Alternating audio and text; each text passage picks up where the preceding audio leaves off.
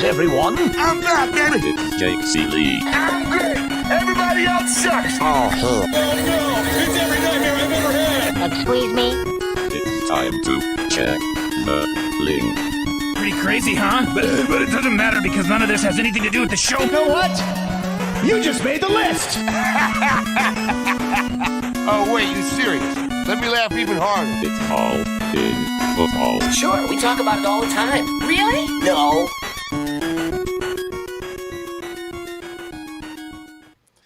What's up, you ducks? It's all in football. FTN special Monday edition as we're talking NFL draft and Dynasty with Jeff Ratcliffe, as he and I have been going insane basically since Thursday. I don't know. How much have you slept, Jeff, since Thursday afternoon? I've had a good bit of sleep, but I can tell you since Thursday, I think I did, it was 20 hours of radio, something like that. 20 hours in 3 days. But you know what? It beats digging dishes. It does. It was a and wonderful washing dishes, which I have done that in the past. Don't recommend I think it. pretty much everybody's. Yeah, I think everybody's pretty much done that. Cleaning kitchens, working in a restaurant. Yeah, though it's one of our favorite weekends. 5 articles, probably 20,000 words, recapping every single skill pick. Although, Jeff, I will say, round 7, that's the short version.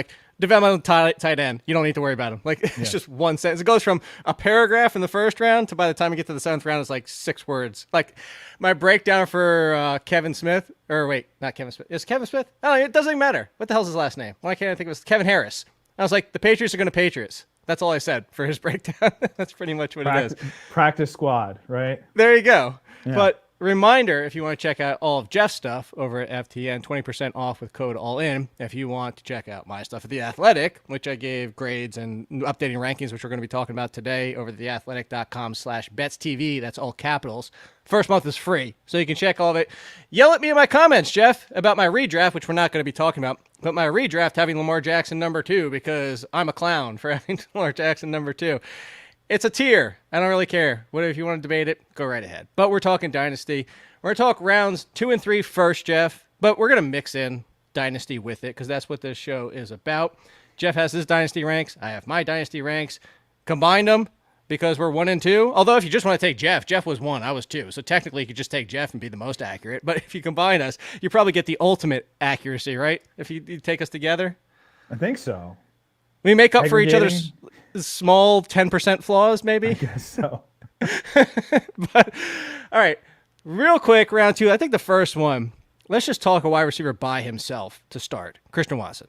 Mm-hmm. It was funny day 1. The Packers didn't take a wide receiver. We made jokes. I think you understood. I understood. Everybody. The value wasn't there at that point. It's not like they made bad picks, although if you can want to argue that the linebacker wasn't the best linebacker on the board. But the picks that they made, given with the wide receivers, the big 6 were already gone, big 5/6 were already gone. So they take Christian Watson, so they finally get him. Day 2 rolls around. We've talked about Christian Watson before the draft. Now that he's with the Packers, Jeff, and there's a lot of people who have compared him to Marquez Valdes-Scantling. Do we hope for better? Is this landing spot's going to vault him? How do you feel about Watson on the Packers? I didn't make any jokes. I thought that was silly, to be honest. I thought that, folks who were out there complaining about the Packers not drafting a wide receiver just simply didn't understand what happened in that first round. If Treylon Burks, and it is Treylon, stop with the Treylon stuff, people. If Treylon Burks was there, some things just annoy me, man. If Treylon Burks was there, if Jahan Dotson was there, sure. Those guys were all off the board, 6 of them, all 6 first-round receivers. And I did have the under over at ftnbets.com on 6.5. All of them were off the board by pick 18. At pick 22, I thought, Quay, I actually had the under on 22.5 for him. I thought he was going to go to the Patriots at 21. That didn't obviously end up happening, but 22 was fine. They take 2 Georgia defenders. Can you really go wrong with Georgia defenders?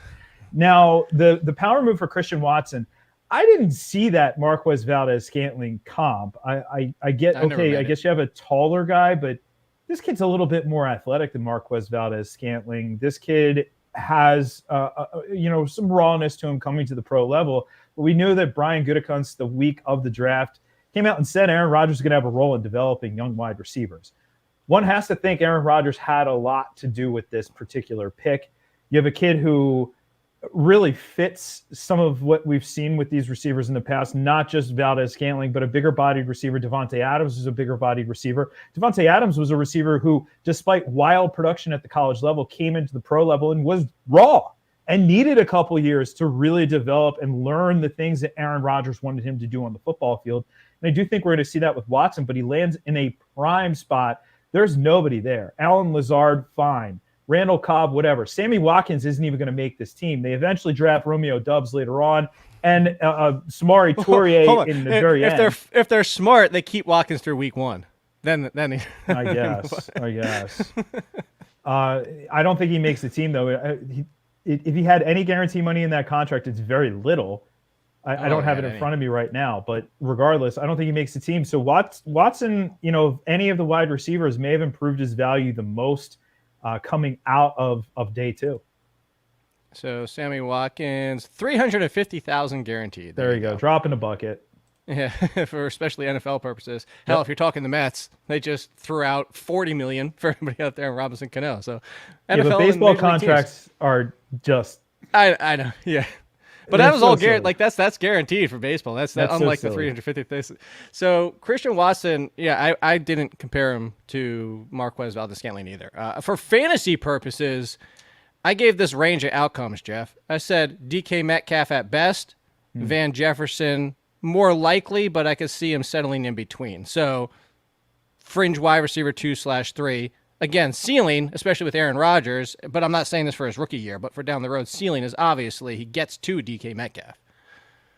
Yeah, I could see that. And I could see, the floor for me, unfortunately, Packers fans would be Jeff Janis, like a guy who has just crazy athleticism and can run in a straight line very fast and is big. Yeah, something like that. I could see that. You don't know with these FCS kids. They can literally go out there and dominate. Heck, if I went out and played basketball against a bunch of 5th graders right now, I would dominate. Doesn't mean I'm good at basketball, I don't even know if I would dominate, honestly. Baseball, maybe, but like basketball, I might get shook. I lost my basketball skills after college. But, all right, so let me kind of sidebar here for a quick second on the Christian Watson, because this comes to a strategy question I want to ask you in Dynasty. So let's say you don't have one of the first 3-4 picks. This is more of your mid, late round, and you're looking at somebody like Christian Watson versus what's likely to be on the board 5th, 6th, 7th pick. Somebody who probably has a bigger impact years 1 and 2, but the higher ceiling was with the other player, but you probably have to wait for year 2, if not year 3. Do you generally lean one direction or another, or is it always going to come down to your team makeup, whether or not you're a contender? I don't really worry about that because in an ideal setting, I'm running the team to be a contender every year. I think the folks who run a team to be a contender this year are the folks who are going to be rebuilding next year. And I want to look at things in terms of a 3-year window. Now, draft strategy for me, and I do think people mix these two up. I often see people go conservative draft, go aggressive start sit. I go aggressive draft, conservative start sit. So for me, I would be drafting for ceiling. Like I think an interesting conversation would be something like Olave, a day 1 guy, but probably a career number 2 receiver, versus Watson. If he hits his peak, if he hits that DK Metcalf, we're not talking a number 2 receiver on a team. We're talking an annual 20-plus target share guy. Right. We're talking a guy who could threaten for double-digit touchdowns in any given season. A guy who may not be a 100-catch guy, but 70, 80, well over 1,000. To me, that's really appealing. And that's actually where I was sort of debating in my rankings between those two. And I know I'm bullish on Watson, but I think you kind of have to be, especially this year with the talent pool. We don't have elite guys in this class. Last year we had the 3. It was like, wow, Najee, Chase, Pitts. You take any one of those guys, and I'm not going to argue with you at number 1 last year. Didn't matter. You could take any one of them, and you weren't wrong with any one of them here a year later. This year we don't have that, so I'm going to draft for as much ceiling as possible. Yeah, I would do the exact same. And then the other second question that comes into this too is when it comes to receivers, how much weight do you put into the quarterback situation? Because obviously this didn't happen with Tom Brady, but let's say, what if scenario, Chris Godwin doesn't come back and they draft a Christian Watson, but you're like, oh, well, Tom Brady might retire again versus, you get somebody who's, I don't even say Joe Burrow because that's like say, trying to think, Ryan Tannehill. Boom. Traylon Burks. Ryan Tannehill's probably there for about 2 more years, even though they drafted Willis. You're saying 1? I'm saying Look 2. at the contract. I know. Look at the they do not owe him any guaranteed money after this year. Ryan Tannehill didn't show up at voluntary offseason workouts. There's smoke here. There's very real smoke here. I would love that for Willis. You know that. But okay, then let's say Kirk Cousins. 2 more. Okay. Let's say, and then so how much do you put that into weight when you're taking your wide receivers on top of this? Because you could see a scenario, and this do you use? I use it as a tie break only. Like, I'm not going to push guys up and down, but if I'm saying, you know what, I like both of them, I'm just going to take the guy who I know has got a quarterback for 4 years versus the one that might be turning around and taking a bust of a rookie next year. Yeah, I think more so it's opportunity than it is quarterback. So if you're stepping into a situation like Jameson Williams, where the opportunity is there to see a big role, Christian Watson, Jared Goff might not be the quarterback. Yeah, and the opportunity is there, and we don't know what happens. I mean, things can change pretty quickly. For a while there, were you really excited about Cincinnati, and then boom, they get Joe Burrow. Now we're all excited, and obviously there's not going to be a wide receiver coming in there unless Tyler Boyd eventually moves on here. But there's not going to be a wide receiver coming in and getting a major target share, at least in the short term. But still, the fortunes change quickly in the NFL, and if it is, as everybody says it is, a much better quarterback class next year, we could see, some changing of the guard in some of these instances. Definitely could. I think there's at least 2 in play, if not 3. I've mentioned Van Dyke with Miami a lot of times, and I forget there was one other that PFF just mentioned today that they had inside their top 10 for their early mock draft today. I'm having a brain fart. But anyway, we're not talking about that yet. This is way too early for that. So I want to get your thoughts. Let me group some of these I'm just going to group the next 3 together. Wan'Dale Robinson, I think, was a head scratcher whether or not, one thing, this is not fantasy related, but I said this a bunch of times over the weekend. We're going to find out in 2 years whether or not the Giants have found a new plan going forward and that Sheen is smarter than everybody else or that he screwed up and the consensus was right. Because every single player, according to consensus, after day 1 was at least around, if not 2 rounds above slot consensus, if you want to call it that. Wan'Dale Robinson is discount Kadarius Toney. Maybe he's not there. The tight end is a project tight end who could potentially become Dawson Knox. And then we don't have to talk about the other picks, but just like they're all picks where he went and got his guys, and maybe he's right. But I bring up Wan'Dale to say that. Wan'Dale, maybe Shepard doesn't see the field much. Maybe Wan'Dale's used similar to, Isaiah McKenzie / Beasley, maybe.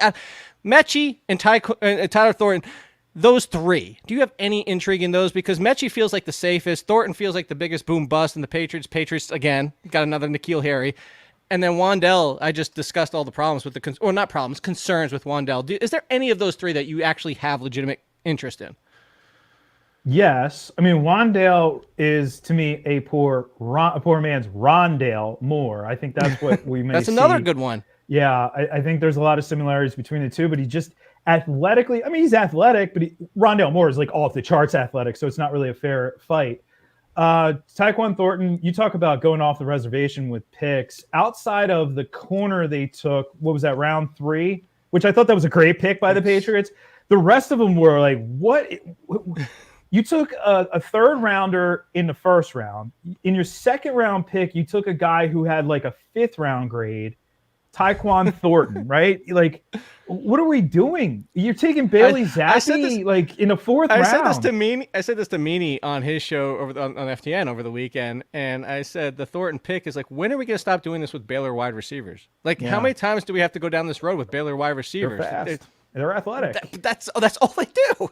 Baylor runs 9s.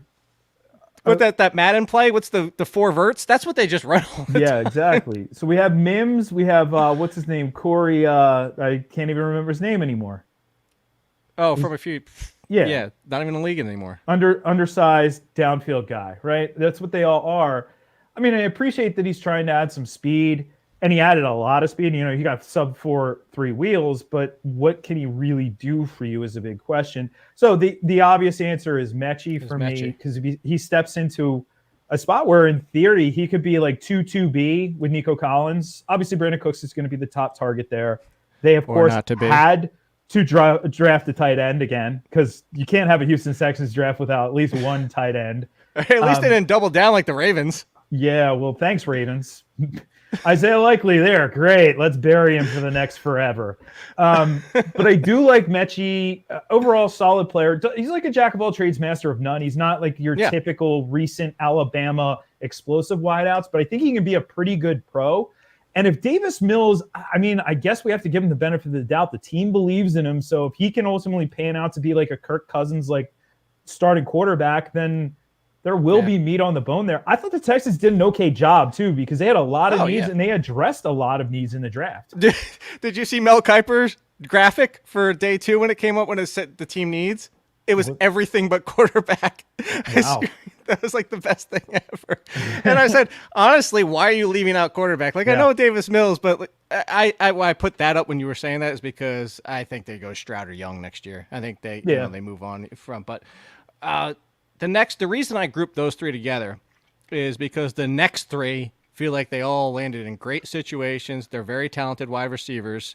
And we could see basically an argument for these three being in front of all three of those and rookies only drafts. George Pickens, Alec Pierce, and Sky Moore.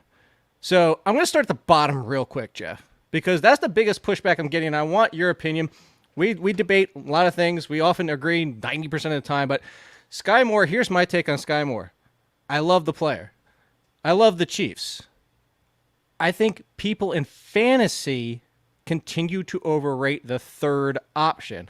Now, could Juju Smith-Schuster not be himself and Sky Moore gets past him? Sure, but the likelihood of that happening as a rookie and the likelihood from what we know where Sky Moore was taken, that doesn't regularly happen, but everybody's immediately, oh my God, Sky Moore on the Chiefs, top 4 pick.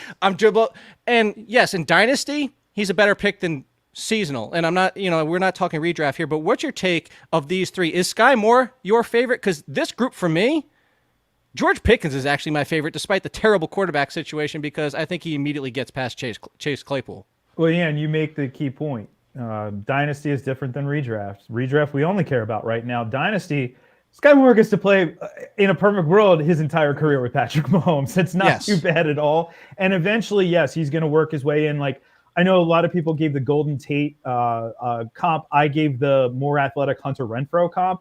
And the way that this Kansas City offense has evolved is it's not a downfield threat offense. It's not 2008 anymore. It's a lot of short and intermediate, and that's where Sky Moore can do a lot of damage for you. And he also does give you a vertical ability with that speed out of the slot.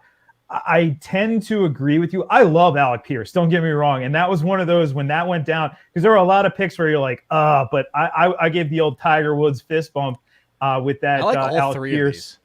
Yeah, I do. All three landing spots are great, but I do agree. George Pickens. Now, one has to wonder, is this an indictment of Chase Claypool? Is this the team saying, hey, we aren't convinced on this kid, and let's go out and get somebody else who, yes, like the Steelers tend to do, get a kid who may have some off-the-field baggage, but once you get that kid in there with Mike Tomlin, that off-field baggage typically goes away pretty quickly.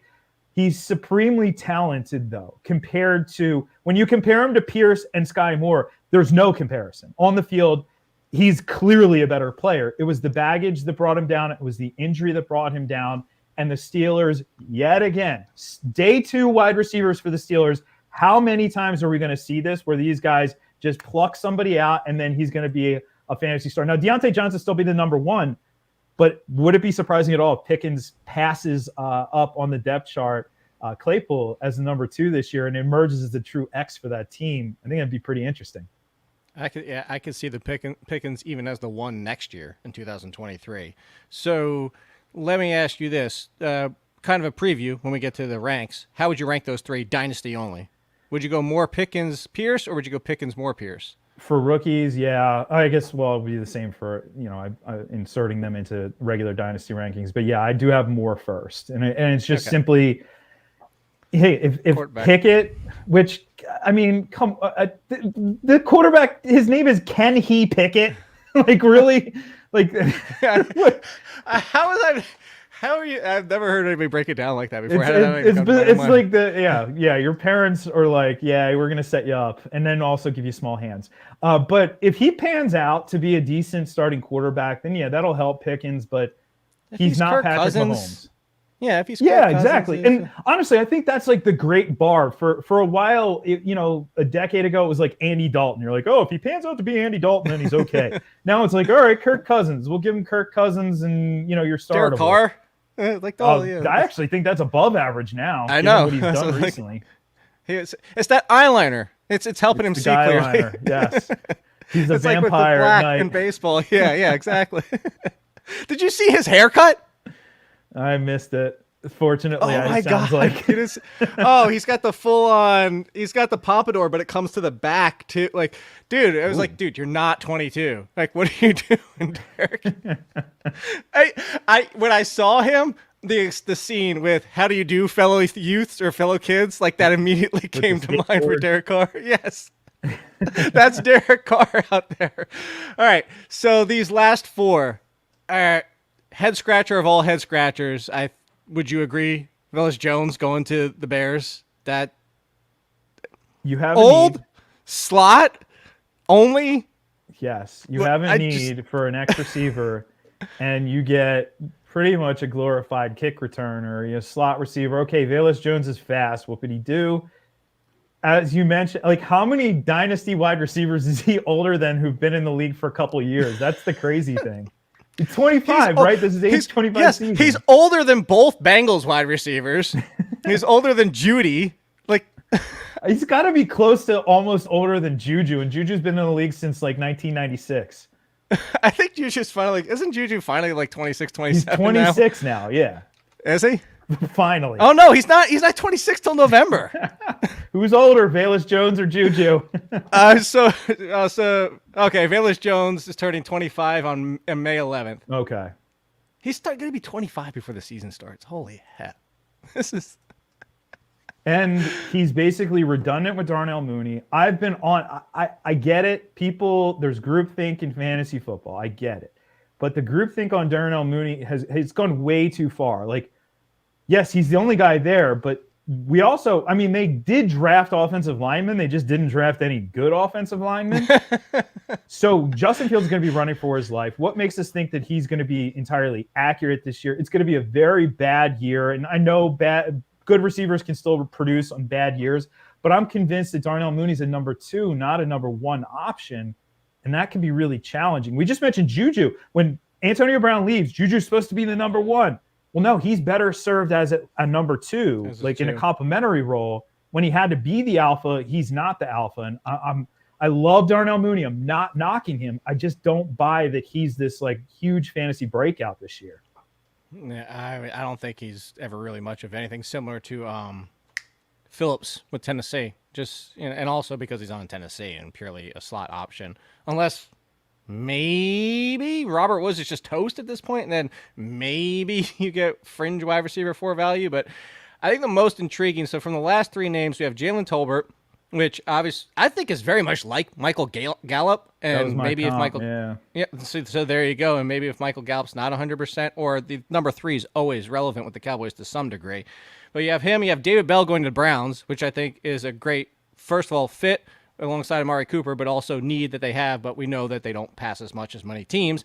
And then Danny Gray going to the 49ers to wrap up day 2 wide receivers. You with me that of everybody since those big 3 that Bell is the most intriguing of these last 4? Did you watch Kyle Phillips play, by the way? Yeah. He looks like a slower Julian Edelman. Like really, like the style of play. It's pretty interesting. I do have Bell as the top. I have him 1 spot ahead of Tolbert.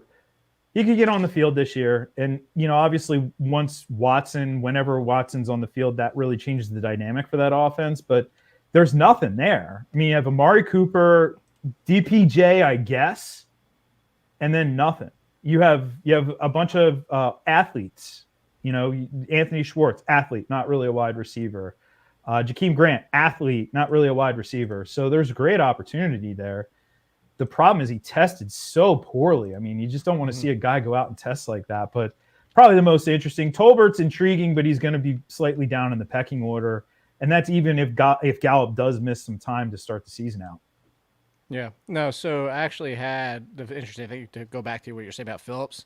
I had Velus Jones and Phillips both in tier 5, like down. So I'm low as you are on that. So before, yeah, you know what? Now let's just go. We'll go straight to running backs here. So running backs, felt like there's two things in this draft, Jeff, the quarterbacks and running backs, which we'll get to. But did you feel, this is another not purely fantasy related, but did you feel like the NFL kind of over course corrected themselves? Like they devalue running back and end this class of quarterbacks so much that they kind of just went a 180 the other direction? Because let's be realistic, like whatever you think about Desmond Ridder, Malik Willis, like Kyle Aletta was a 4th rounder.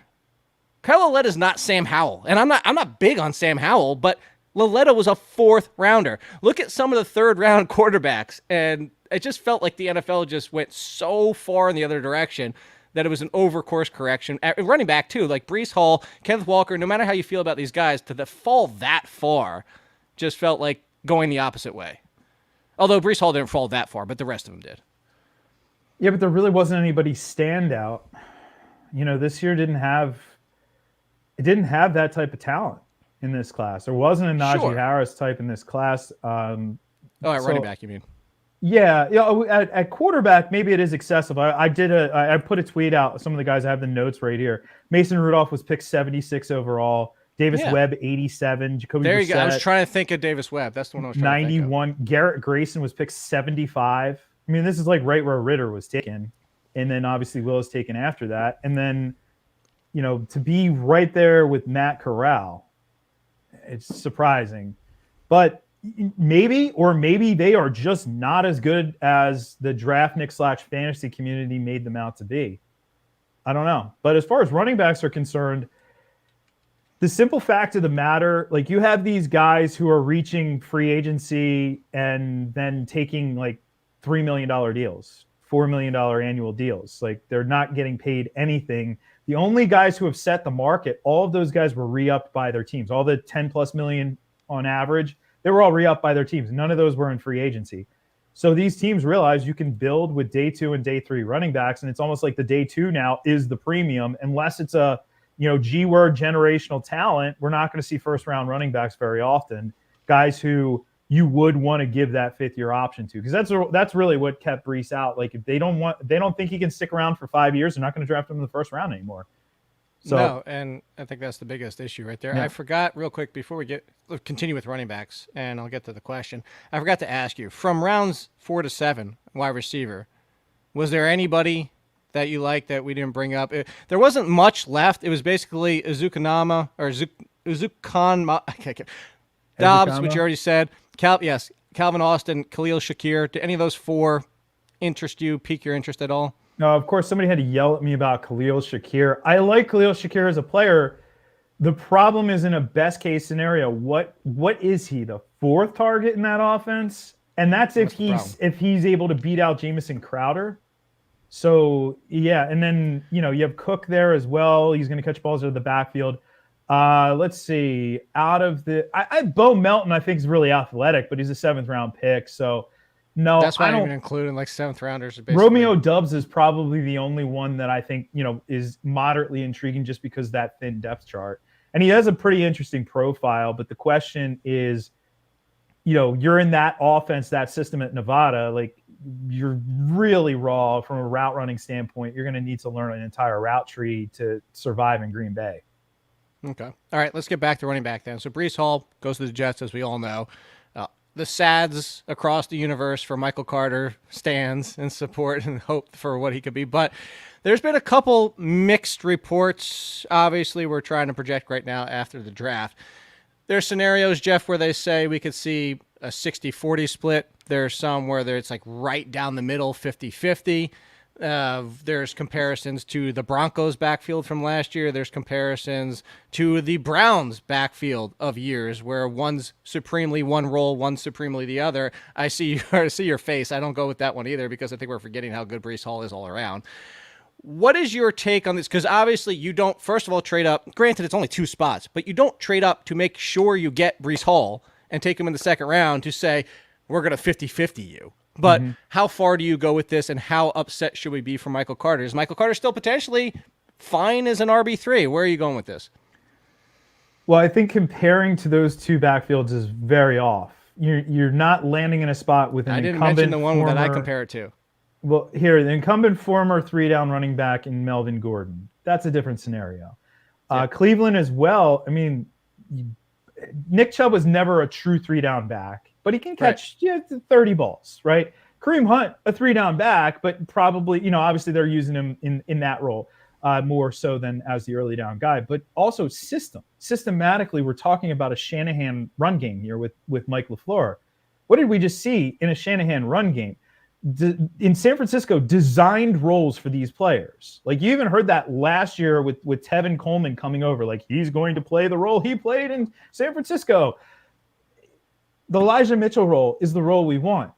Michael Carter is not going to be in that role. Breece Hall is. So even if he doesn't catch as many balls as we had hoped, if he's going to get 18 to 22, even if it's 16 to 20, sign me up. And Michael Carter, he's going to be now, unfortunately, relegated to that, like, Geo, which I guess is a really good comp now, thinking about a Geo, a North Carolina back as well, that type of role as a passing down specialist, where maybe in a season, if he does catch 50, 60 balls, he'll be a pretty good fantasy asset. But typically those guys tend to be a little bit more frustrating week in and week out.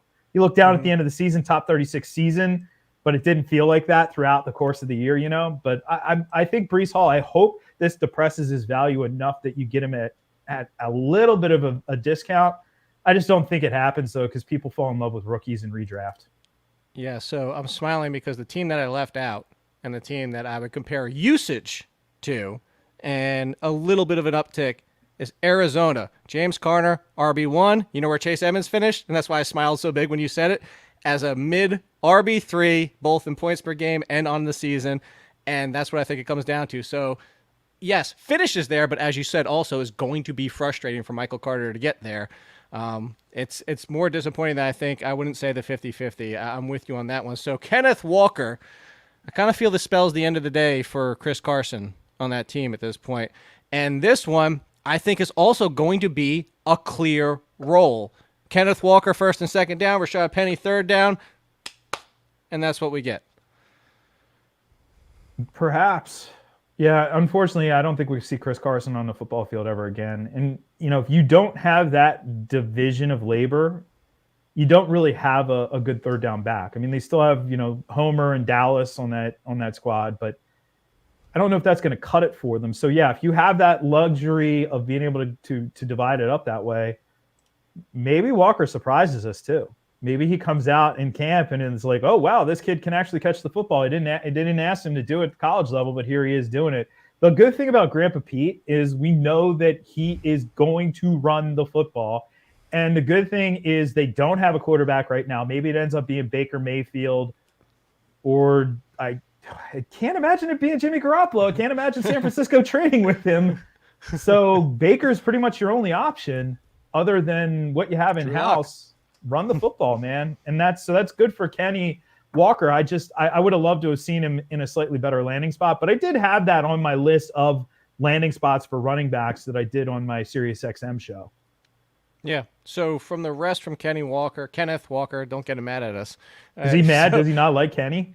Oh no, he's Kenneth. He actually corrected it. I think Kenny it is.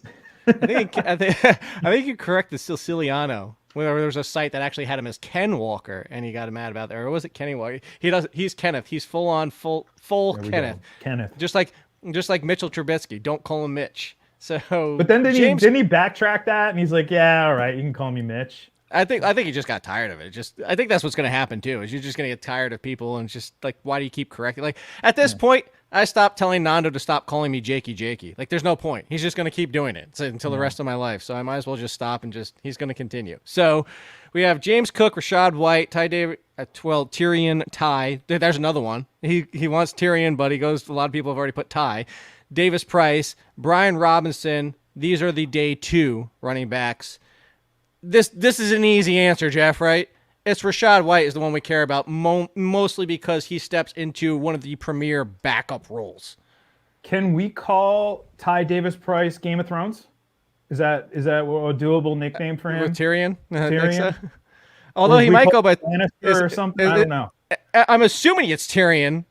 Is it? Maybe it's Tyrion. I don't know. I don't know the pronunciation. Yeah. Yeah. Because I had him in my notes as Ty all along. But we also are you saving James Cook for us? Is this a? I said James Cook. Okay, so Cook is interesting because of the passing down work in that offense. But yeah, Rachaad White is a true 3-down back. He showed it at at the college level there in that Arizona State offense. Leonard Fournette could get hurt this year, and we could be looking at a big workload here. He's a little undersized, but I think he holds up. That's one of the better landing spots, and especially because you now have this sort of heir apparent. So he moved up.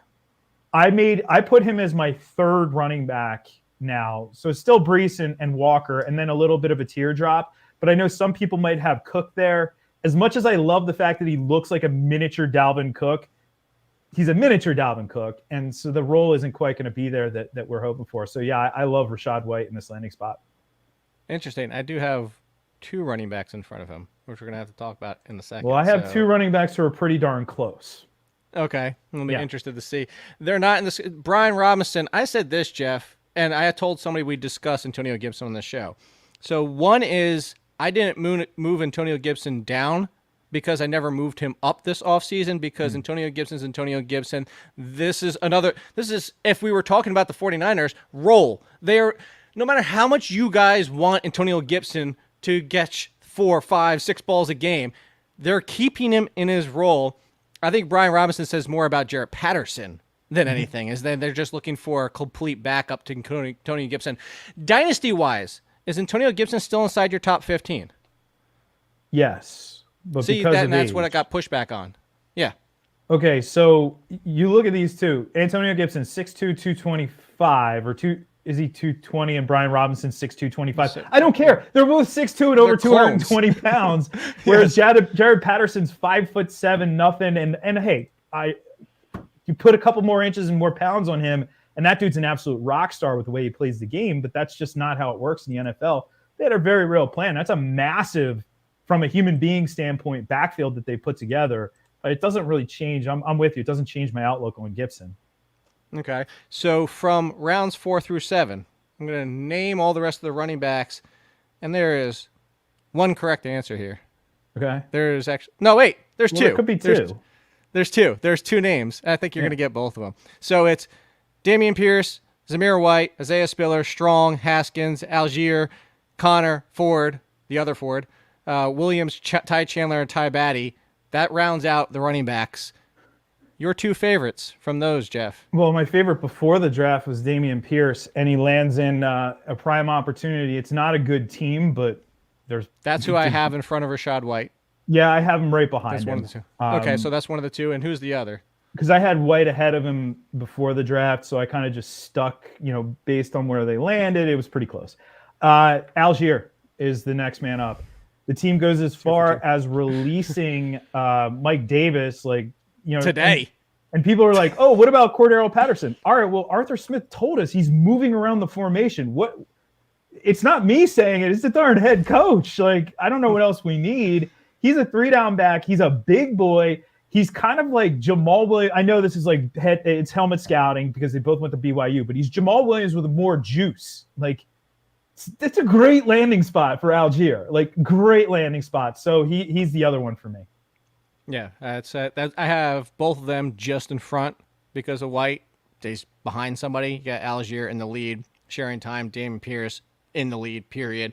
And then I would put in this conversation, I wouldn't put him ahead of him, but I love some Isaiah Spiller too. And I think that's a great spot to take some of the workload off from Eckler. And then speaking of injury concerns in history, that's another one similar to I'm saying I put him right there behind Rachaad White in the fact that if something happens to Eckler, the Chargers have been trying to find somebody and they finally got it right. They've been screwing it up for years with the Joshua Kellys and all the rest of the picks that they've been making. This one they finally got right. So let's talk about those quarterbacks. There's 3. Howell, yes. Hey, you know what? I feel bad for Howell, but like the odds, let's be realistic about the odds of a quarterback hitting at that point are almost nothing. Yes, with Zamir White, yeah, the Raiders are talking about not picking up Josh Jacobs' fifth-year option. There's been a report that Zamir White could lead the backfield starting next year. He's in play for this year, he's in play if either one of them goes down, but that's a timeshare backfield. They've set in stone that's a timeshare backfield. So to come back, quarterbacks, Ritter, Willis, Corral. You know how I feel about Willis. And you kind of joked about it with the 1 year Tannehill, where I said, oh, maybe 2 more years. But Ritter lands in a similar situation in the fact that Mariota, not long-term plan. Corral could honestly, between the three of these, see the field first if we get Sam Darnold from last year. Dynasty only, Jeff. How would you rank these three? And do you have a favorite if that's not your number one? I mean, they're not the number one because the number one is going to be starting in week 1. That's Kenny Pickett. No. I was saying, like, would you rank how would you rank these three? And do you have a favorite if he's not your number one? How you rank him? Like, if you maybe. So I have it Ritter, Willis, and then Corral. Yeah, Corral. It's back to back with Ritter and Willis, but I mean, the NFL kind of told us if you had the opportunity to take both, which a lot of teams did and a lot of teams passed on. Again and again. You ultimately took Ritter as the first one. Now, we didn't get to see Carolina because obviously they didn't finally pick until they picked Corral. I would have loved to have seen them have that decision, earlier in the 3rd round, but they were later in the 3rd round with their pick. Why am I with that? Well, my comp for Ritter is Ryan Tannehill. And Arthur Smith is the head coach of the Falcons, so he took a Ryan Tannehill clone with maybe a little bit of a higher ceiling than Ryan Tannehill in the long term. He hopefully will get to sit for a year and learn. Whereas Willis, we don't quite know if he's actually good. We know he was good against Liberty competition, but the point a lot of folks have made, he couldn't beat out Bo Nix. That's not good. So despite all the intangibles, I'm going to have Ritter as the top guy. But this is in rookie drafts this year, even in Superflex, we don't need to draft quarterbacks at all this year, as far as I'm concerned. Even in Superflex? Even in Superflex. I will say late first, second, I'm still going Willis and Ritter. I have Pickett at 9 in Superflex. So I guess you could take him, but I'm not loving it. Well, the Willis and Ritter goes to what we were talking about wide receiver for me. Is in the fact of I still believe in both, and I would take that flyer off of what wide receivers and running backs you're getting there, let alone and close things out at tight end. So the number one consensus, Trey McBride. Then we get a mismatch. You want to talk about there was zero consensus from the NFL side of things for tight ends. Oh my God, this year. Like they were all over the map from what people were saying with like Likely and Dulcich and all the rest of them. But McBride comes off the board first. Got Jelani Woods, intriguing. Dulcich, intriguing, but behind Big O. Although, hey, maybe. Not behind. Not behind. I was going to say, maybe not. Maybe not. That's what I was about to say. Rucker in a situation. Okwanku, developmental. Like, I was actually surprised the Giants didn't go with him instead of what they went. Bellinger. Thank you, Bellinger. I was about to say, I saw Brian Robinson's name, and then as soon as the B got in my name, I couldn't, get back to it. Hate that. And then the other tight ends are runs 4 through 7. And then just the odds of those tight ends hitting. And there's other intriguing names, like Bellinger, but of those 5, well, let's touch on McBride first, and let's get to the other 4. Feelings on McBride in this draft. Heir apparent to Zach Ertz. And I think a great landing spot. Starting in 2023 or later? Possibly. It's just a great landing spot because it drives me nuts when people get out over their skis with rookie tight ends and then they don't produce in year 1, which most of them don't. Not only we had Kyle Pitts last year, we also had Pat Freiermuth. That doesn't happen very often either, much less Pitts, but they don't produce in year 1. Then everybody's like, he sucks. And it's like, no, he doesn't. He's a rookie tight end, man. So at least there's not going to have that expectation. And hopefully the Kyler Murray stuff works itself out. Hopefully he starts to get through some seasons fully healthy. And it's a good spot for him long-term. As far as the other guys are concerned, I think Jelani Woods is the most interesting because of this just raw athleticism, size, but he's going to take some time. I mean, he's kind of like a Logan Thomas-like player, converted quarterback, can do everything you want from an athletic standpoint, but has to learn the position. But I think he can. And then Dulcich is the other name that is interesting. Dulcich is a classic move tight end. Albert O is a classic inline tight end who barely ever went anywhere else in the formation last year. So they're setting themselves up for their 12 personnel. They're not going to run a ton of 12 personnel, I wouldn't think, with the wide receivers they have. They legit have 4 receivers if Hamler's healthy that they can roll out there. But Dulcich at least in a good spot. I don't expect anything out of him in the short term, but long term, he's got some crazy yak, man. That kid's pretty good. He just has to obviously learn at the NFL level. Yeah, and I think that's the biggest thing. I think the takeaway is everything you just said is, remember, tight ends don't generally produce. Those are buying windows in year 2. Like, I'll give you a perfect example, and this isn't even year 2. I'm buying the leaving hell out of Cole Kmet because 0 touchdowns, and everybody's like, he stinks. Well, here's another one.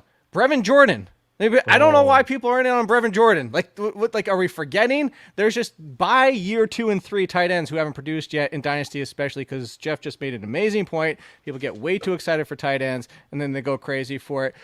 To answer this question, we did Algier above James Cook in Buffalo. Yes, we didn't spend a lot of time on James Cook, but to go back to it, he's in a role, Jeff, and this is clear. Like, we didn't want Singletary to be bell cow, but again, you're now the third option in that backfield because Josh Allen is part of the backfield. So during the NFL draft, somebody had tweeted me a question asking about Singletary and why people are down on him, except he called him Devin Dingleberry. And I was like, Freudian slip? And he's like, no, that was an autocorrect. So this guy is using the word Dingleberry enough that iPhone thinks that's what he meant when he wrote Singletary. But I can't believe I never saw that nickname before. No, I agree, though. In a perfect world, you would be talking about like the peak end of the ceiling, the high end of the spectrum, whatever you want to call it, Alvin Kamara for him. Because he is very talented. But that's probably not going to happen. Alvin Kamara, basically by everybody's evaluation, shouldn't have happened that way either, right? Fantasy purposes, I got him in the second round of a home rookie draft when he was a rookie. NFL purposes, he was kind of an afterthought. People love the upside, but nobody expected this. So that's like a perfect world. But yeah, probably that passing down back. If J.D. McKissick was there, maybe they wouldn't have even used the pick on him. But all they had was Duke Johnson at the very end of the line. So they filled a need. I love what Buffalo did too. Like luxury-ish picks, like take the punt god. Why not? Like fill a passing down running back role, a very specific role. Get some depth at slot receiver. Add in your various places and make another run at it this year. Yeah. All right. So let's hammer out. Let's do our first round rookie drafts just for like picks because I'm kind of curious, but we're different. For you out there, I'm not that far behind you. I didn't have Pickett in the first round. I picked 13 first of the second round. But again, I mentioned that I would still take Willis in the second round. This is, negligible. Now, of course, that's single quarterback for everybody out there. So running backs, we'll just look at it this way, Jeff. I have 3 running backs in the first round. Who are your running backs in the first round? More or less, and who are they? Okay, so and this is one quarterback league. It only changes by one spot in 2 quarterback. But yeah, I do have 3, but it's not Pierce. I have him at 13. So I have Rashad White at 11, and then the other 2 are obvious. Okay, so do you have now? Here's a sidebar question to that: Breece Hall number 1, or Drake London, or Jameson Williams, or Garrett Wilson, or Traylon Burke? Like, who's number 1 for you? Or any of those guys. It still is Breece. Yeah, it's not as clear as it was before the draft, but it still is Breece. Okay, so then let's do top 5. My top 5: Breece Hall, London, Williams, Walker, Wilson. A lot of W's. Where do you differ? Where do you agree? Traylon Burks is where I disagree. I have a Breece, Traylon Burks, London, Walker, Wilson. Okay, so then let's finish this show and say that. Why Burks over London? Why Burks number 2 for you? And this will be the parting shot. He was my number 1 receiver coming into the draft. I don't care about a 4.55. Players who have run 4.5 plus: Antonio Brown, DeAndre Hopkins, Devontae Adams. Some of the best wide receivers of that generation were not 4.4 guys. He has the skill set to compete in today's NFL. He's an all-around athlete, weapon, dog, and he's getting a prime opportunity to be the number 1 guy to replace a player who is widely comped to an A.J. Brown. For me, it was easy. I'm just going to keep him there. People are going to yell at me because it's a run neutral offense or whatever some guy on Twitter was telling me. I don't care. It's about opportunity. He's going to be ahead of Robert Woods on that depth chart. We don't know where Robert Woods is going to be recovered from that injury. And last I checked, A.J. Brown was still able to produce in that offense. So Traylon Burks. But to be fair, Jake, all those guys are so close. London, you're going to argue London? Okay, fine. Go London. Wilson, fine. Williams, fine. Even if you said, no, I just really have a good feeling about Olave. Okay, they're so close this year that I don't think there's a clear cut. Like last year, there was a clear cut. It was Jamar Chase and everybody else.